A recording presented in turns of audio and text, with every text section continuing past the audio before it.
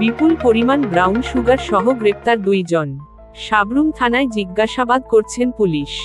20 জানুয়ারি বেলা 11:30 ঘটিকায় সাবরুম থানার অন্তর্গত কাঁঠালছড়ি থেকে সাবরুম থানার পুলিশ গ্রেপ্তার করেন 2 জনকে। 2 জনের নাম ভিকি শীল এবং অসীম মজুমদার। সাবরুম থানার পুলিশ গোপন খবরের ভিত্তিতে কাঁঠালছড়ি ভিকি শীলের বাড়িতে হানা দেয়। ভিকি শীলের বাড়ির সামনে থেকে একটি অটো থেকে অটো চালক অসীম মজুমদার সহ ভিকি শীলকে গ্রেপ্তার করে সাবরুম থানায় নিয়ে আসেন। তাদের কাছ থেকে 11.430 গ্রাম ব্রাউন সুগার, 1270 টাকা, 2টি মোবাইল এবং কিছু সামগ্রী বাজেয়াপ্ত হয়। তাদের জিজ্ঞাসাবাদের পর সাবরুম আদালতে প্রেরণ করবেন।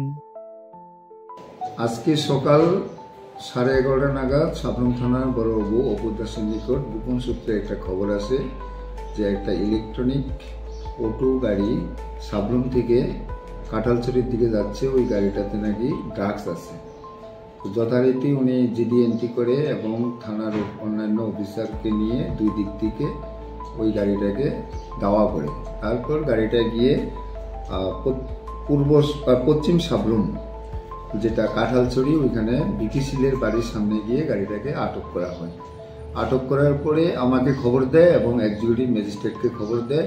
তারপরে আমরা গাড়িটা আমাদের সামনে এবং আরও ইন্ডিপেন্ডেন্ট উইটনেসের সামনে তল্লাশি করার সময় গাড়িতে থাকা ভিকি শীলের কাছ থেকে 11.43 গ্রাম ব্রাউন সুগার রিকভারি করা হয়।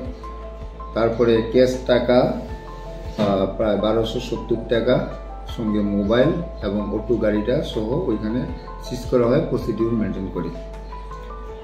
যে ব্রাউন সুগার রিকভারি করা হয়েছে তার বাজার মূল্য প্রায় 7 লক্ষ টাকা উপরে হবে।